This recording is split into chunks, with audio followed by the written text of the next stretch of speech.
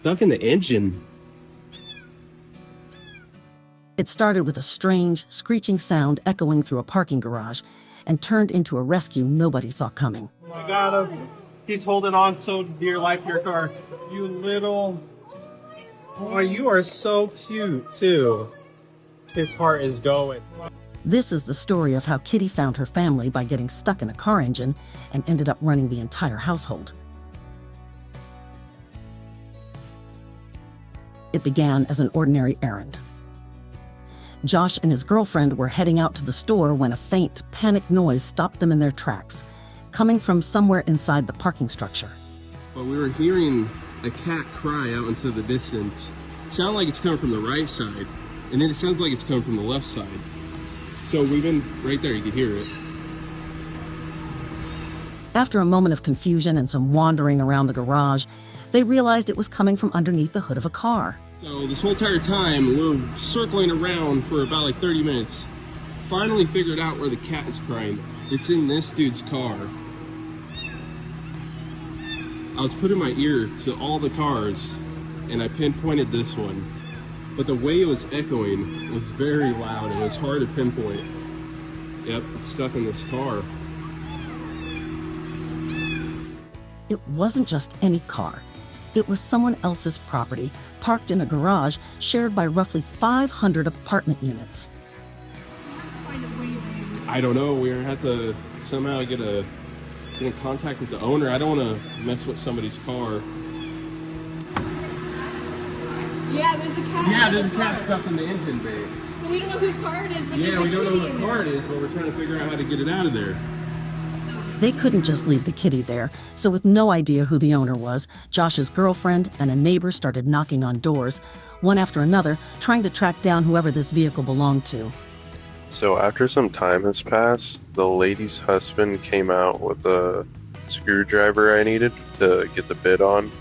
So as I was doing that, my lady and that lady decided to go to door and started asking everybody's whose car this was. So in the meantime they were doing that, I was down here figuring out, trying to get this panel off a little bit so I could at least see if I could see the cat. It was a long shot, but they actually found the owner. He came down, gave them access to the car, and the real work began. Oh, great. Here, hold that up. Let's hold it up.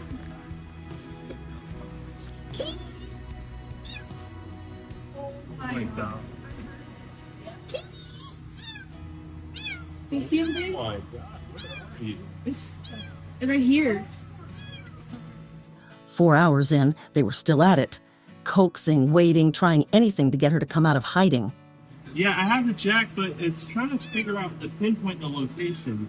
Like, Which where it is sounded like he's moving around because I heard him from right here, so he's definitely right behind the radiator. From the fan right here too. Eventually, she made her move. She emerged from a tucked-away compartment deep in the engine, and the group of Good Samaritans finally got their first real look at her face. There you are. Come on. Oh, look at you. I gotta tell. You got any gloves that you want? Come here.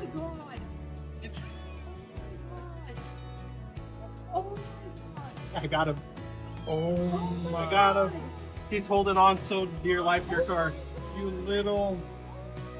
Oh, you are so cute, too. His heart is going. According to the car's owner, his family had been away for a few days, which may have been when a kitten wandered off from the mother and ended up stuck in the worst possible hiding spot. All right, we got the cat. We rescued him. He is adorable. That is adorable cat. I'm gonna cry. Let me see. Let me see her. Oh my God. He's so cute. Dude, you get... Alright, put his car back together. I know. We're about to put the car back together. You'll be safe out there, I promise. With the rescue finally over, Josh brought her home and then to the vet, half expecting bad news after everything she'd been through. Instead, the kitten checked out completely healthy, which was a small miracle, considering where she'd spent who knows how long. It was a relief, but there was one more thing Josh was nervous about: introducing her to Knox, his enormous German shepherd. He fully expected this to go badly. A kitten this small next to a dog that size seemed like a recipe for disaster.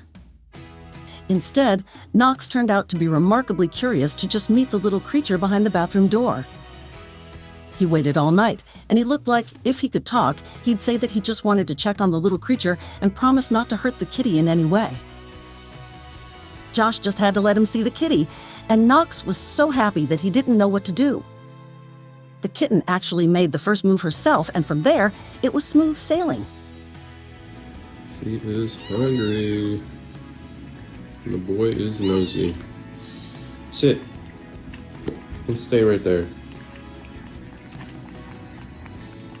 The two of them clicked immediately, and Knox was thrilled to have her around the house. You happy with your sister? You're being a good boy now, huh? He's so excited to have another friend.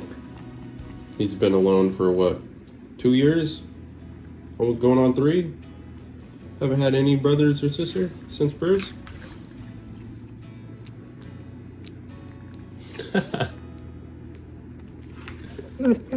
Really, boy? You're gonna lick your mustache? Are you serious? Now you got some. Yes, the little kitty turned out to be the big boss, invading Knox's crate and stealing his bed, but Knox was rather confused than angry, and he accepted the dictatorship that came with this fluffy furball. Kitty, you took his bed? She took your bed. What are you gonna do about it? So Kitty and Knox became inseparable. Despite their size difference, they play together perfectly because this little kitty is fearless and Knox is a very gentle and patient big brother. As is often the case with siblings, the younger one wants to do everything the older one does, so the kitty has become a bit of a copycat. Everything he does, she does. And what kind of copycat would she be if she didn't go on walks with her big brother? Look at her, she's trying to go adventure already. Look at little kitty. She also goes on skateboard rides with Dad, curls up for TV dinners, and joins in on morning coffee like she's always been part of the routine.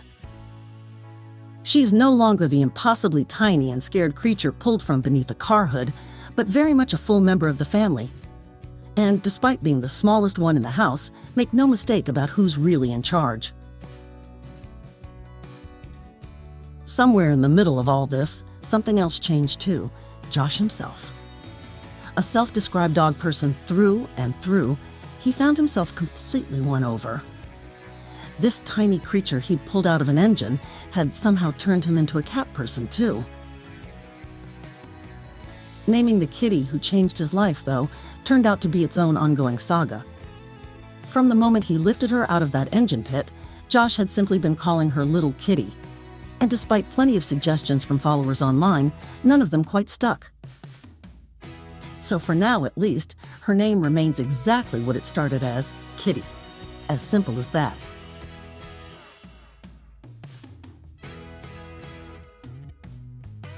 Between the dog 3 times her size and the humans who spent 4 hours freeing her from an engine bay, Kitty has made her position clear. She's the boss, and everyone else seems perfectly happy to go along with it. What started as a strange noise in a parking garage turned into an unlikely family, thanks to one door knock, one jacked up car, and one very patient rescue. Not bad for a kitten who almost went unnoticed entirely.